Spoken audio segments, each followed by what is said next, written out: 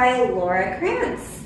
So tell me, Miss Janice, what do you know about Sasquatch? Sasquatch. I know he's like a legend, so I've heard the name a lot and I've heard the story, but I don't think it's been proven necessarily to be true. He's kind of a hidden guy where you'll hear stories of people making like sightings of him, but he's kind of elusive, he's kind of hidden. Yeah, I know, for me too. I always hear like sightings take place up in Washington. I don't think he likes people very much. Yeah. Yep, I think he likes to stay hidden. He's also known as Bigfoot as well. He's super tall, super hairy. And I think that's pretty much what I know about him. But here's what I discovered about the author Laura Krantz, which you will read more about her as well in the book. So Miss Krantz is a journalist who was working in Washington, D.C., where she came upon a scientist named Grover Krantz, who had her same last name. Grover Krantz was a preeminent expert on Bigfoot. Basically, he's the best of the best. Well, she found out they were actually related, and it inspired her to want to learn more about the legend of Bigfoot. That's when her research and inspiration for the book began. If you'd like to see a Q&A with the author Laura Krantz, there's a link to that video in the description box below. So before we get started with some of our book discussions, let's first make some delicious breakfast. So Miss Janice and her son Jackson are going to show us how to make some delicious Bigfoot breakfast logs. All right, here we go. See you then.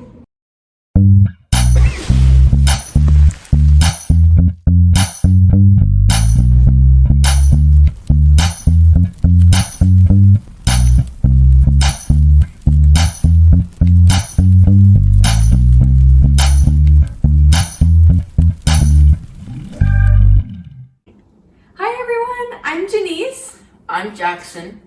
This morning we are going to be making Bigfoot logs. So Bigfoot logs is a fun recipe that you can make with your family, and it doesn't require a whole lot of ingredients. You are going to need a loaf of bread, strawberries, cream cheese, and since this is a form of French toast, you're going to make a little egg mixture. So you'll need eggs, cinnamon, vanilla, sugar, and some milk. All right, let's get started.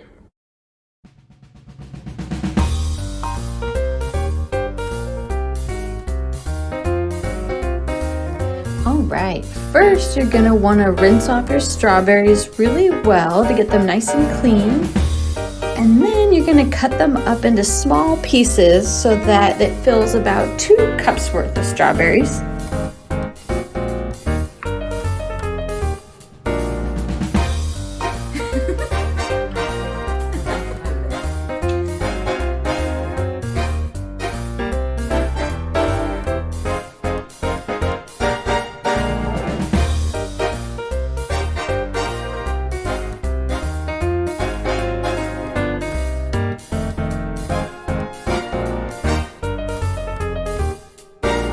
Okay, now that we have our strawberries all cut up into small pieces, we're going to add about 1/2 teaspoon of sugar to our strawberries.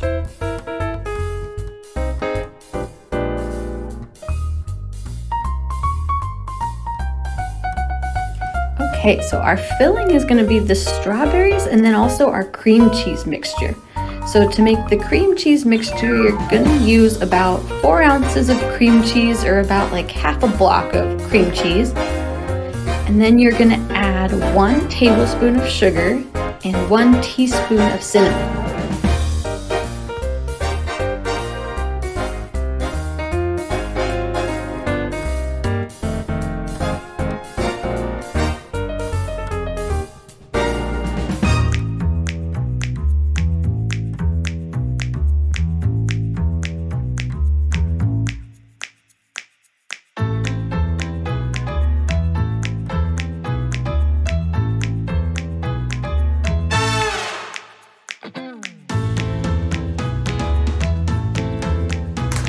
Alright, in our egg mixture, we are going to add 2 large eggs, 1/2 cup of milk, 1 teaspoon of vanilla extract, and then optional is you can add a sprinkle of nutmeg and a sprinkle of cinnamon.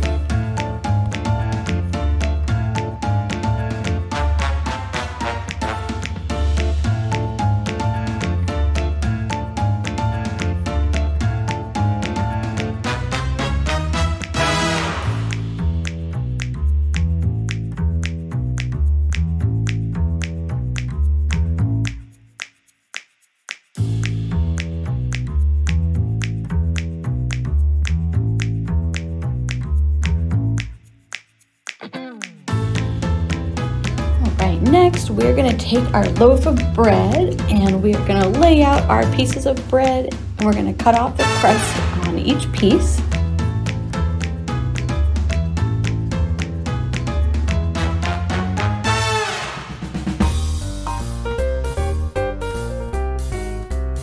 Alright, next we are going to take our rolling pin and we are going to flatten each slice of bread.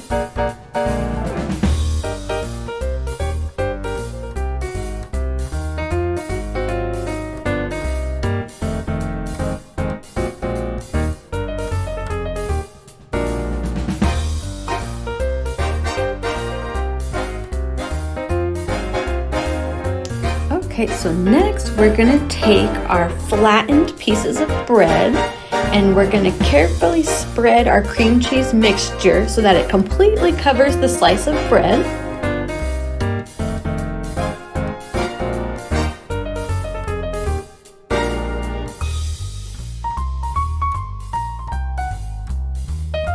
Okay, and next we're going to add our strawberries to one end of our bread, maybe about like 5 or 6 pieces here, just so that it takes up one little end.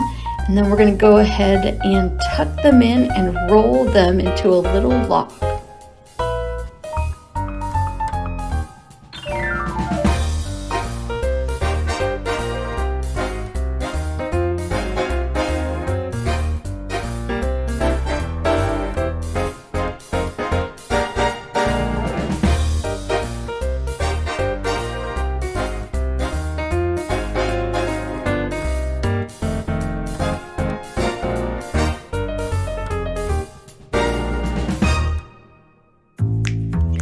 Right, now that we have our little Bigfoot logs, our egg mixture, and our lightly oiled pan all heated up, we're going to go ahead and just gently roll our little logs in the egg mixture, and then we're going to place them right on the pan.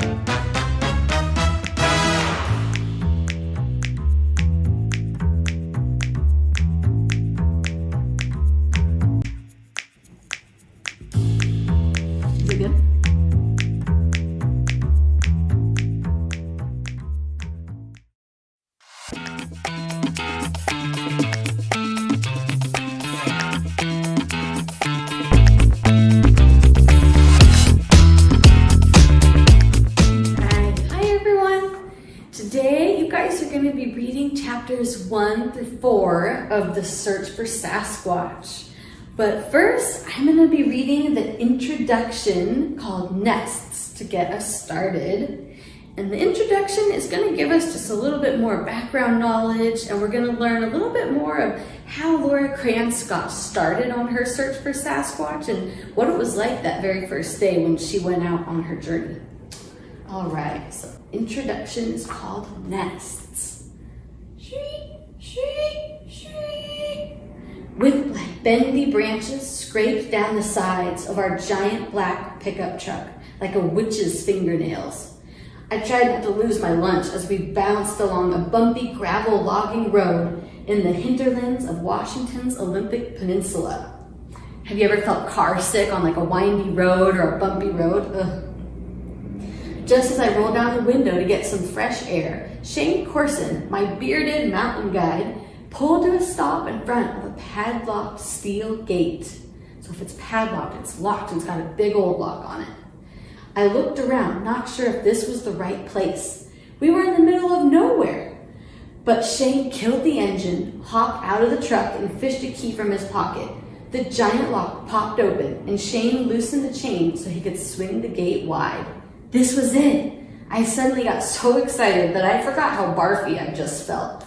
We were about to go deep into a patch of tangled woods and towering spruce trees to see something that was off limits to, well, just about everyone. How would you guys feel if you arrived and you're standing there in front of this big padlocked gate? The gate opens and you're about to go inside and you don't know what you're going to find. I'd be a little nervous. Shane hopped back into the driver's seat, sporting an ear-to-ear grin. "It's not much further up the road," he said, clearly feeling as excited as I was about what he planned to show me. We inched forward through the thickening underbrush, and a few bumpy minutes later, we had gone as far as the truck could take us. We had to hoof it from there. If they had to hoof it, what do you think that means?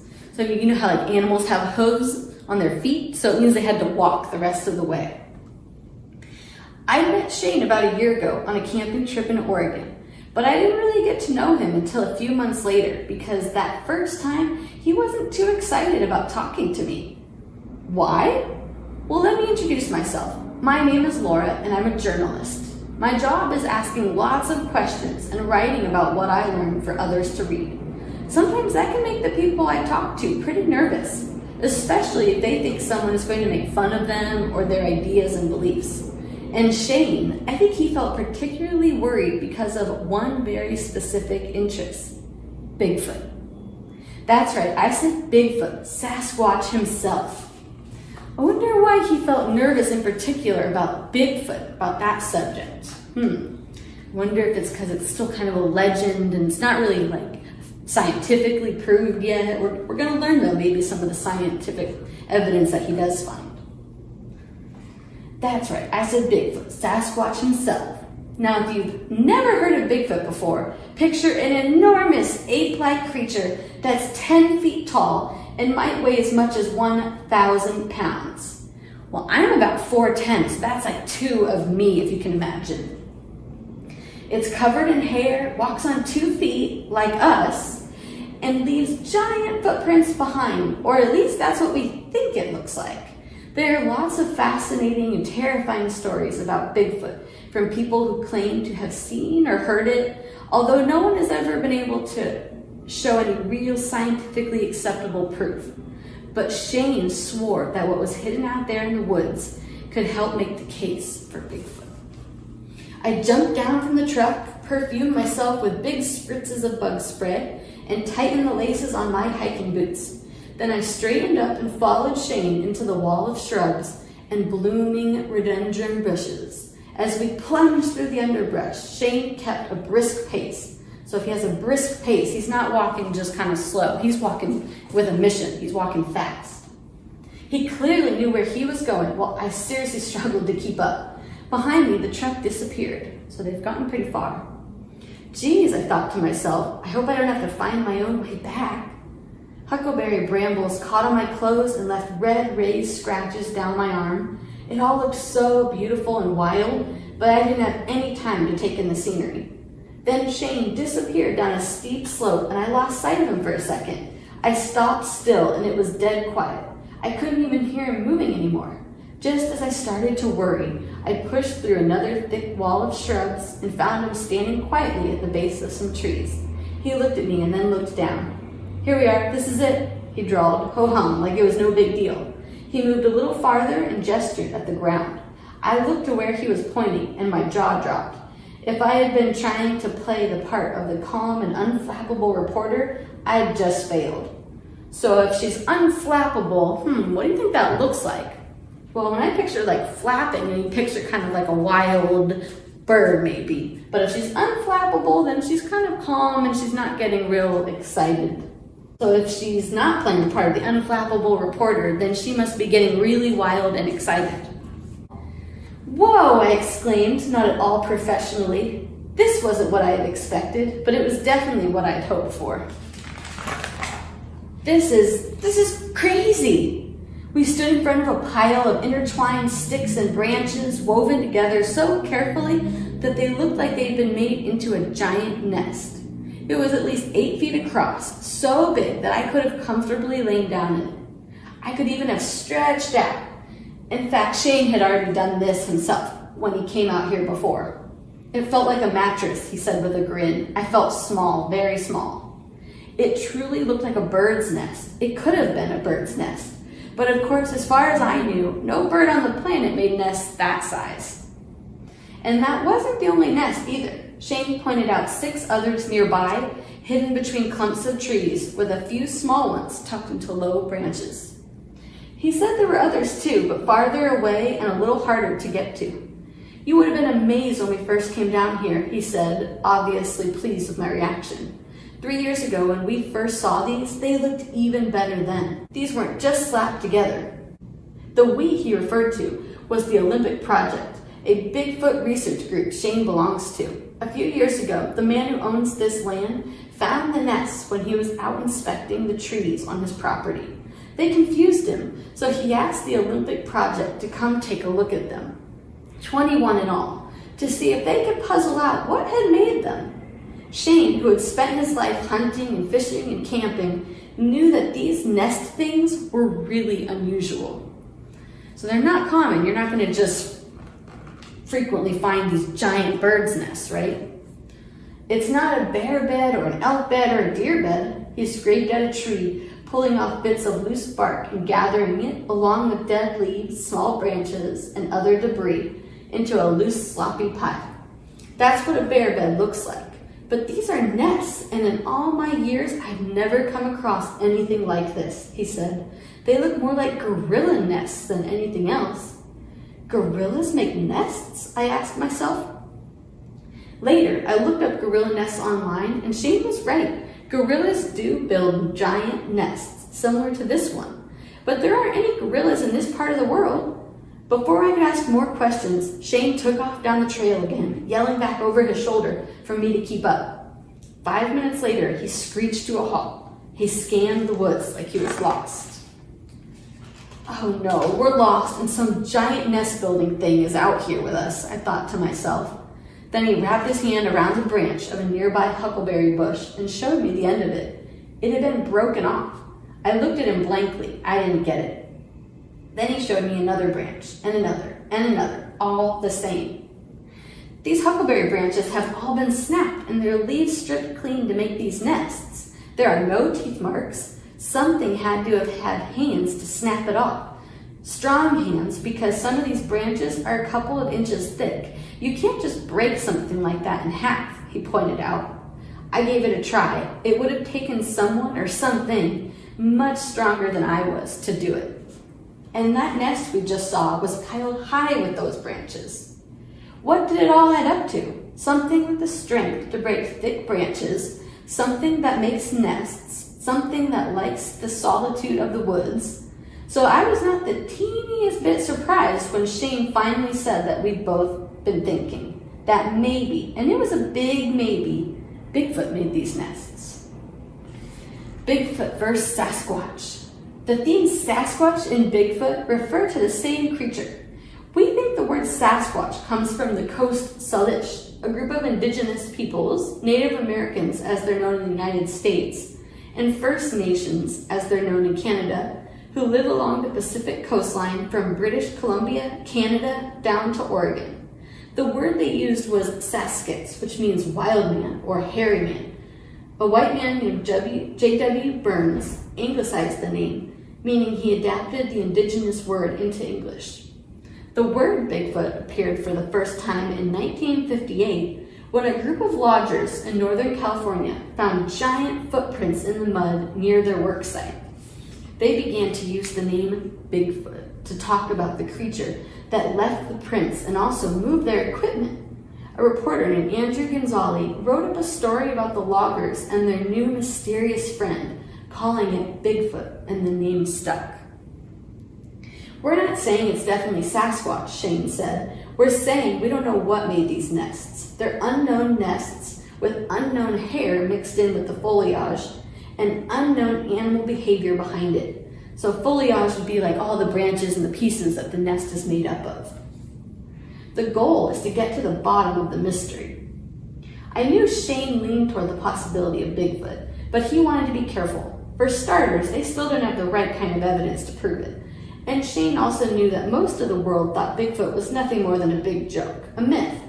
He'd been laughed at by enough people that he didn't just tell anyone about his interests. And even though I wasn't sure Bigfoot was real, I had started to understand how people ended up tromping around in the woods looking for evidence. Then Shane said something that was super important and reminded me why I came all the way out here in the middle of nowhere. Something made these. Maybe we can't say for sure that Bigfoot made them, but these things are weird. Why wouldn't we want to ask questions? Asking questions, that's the point of all this, because I was standing in front of something I couldn't explain, and while part of me felt a little silly about being there, I mostly just wanted to find out more. I mean, I'm a journalist. It's kind of my job. But I also felt really curious. What is Bigfoot? What do we know about this creature? Why are there so many sightings and so little proof? And why are all the photos we do have so blurry? I had no idea if I'd find Sasquatch or, well, some other explanation, but I wanted to get to the bottom of the Bigfoot phenomenon.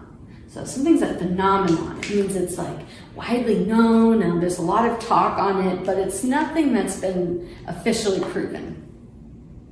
While we had been talking, we hiked back to the nest site. Shane bent over and looked more closely at a section of the nest where a wedge like a big fat slice of pizza had been removed. I wasn't the only visitor he brought out here. A few months back, a scientist came to collect samples of the nest, hoping to gather clues about this mystery in the woods. Clearly, a lot of other people also had questions, and I wasn't sure any of us knew what we were going to find. What I found interesting is the similarities that they discuss could be whatever this creature is that are similar to humans, like the Bigfoot that shows that whatever this was probably walked on 2 legs, and that they must have had hands in order to grab those branches and break them off.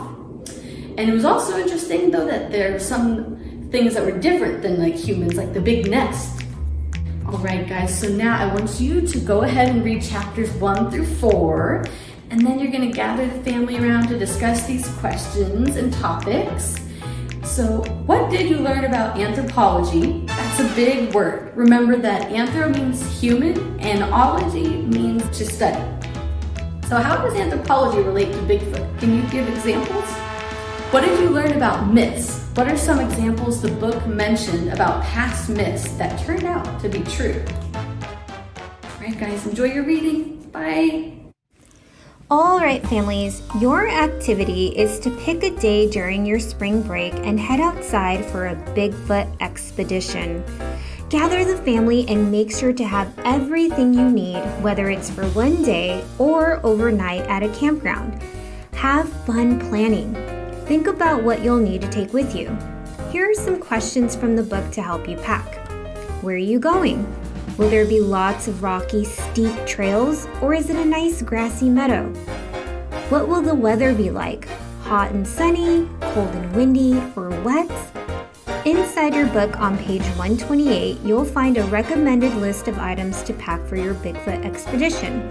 Also, some ideas for how to look for clues, like looking for footprints, bits of hair, broken twigs, and nests. All right, have fun and let us know what you find. Okay, hope you enjoyed day 1 of Books and Breakfast Family Book Club. Come back tomorrow for day 2 where we're going to discuss chapters 5 through 8, make Bigfoot in a blanket, and play Bigfoot sets. All right, we'll see you guys in the next video. Bye, everyone. Bye.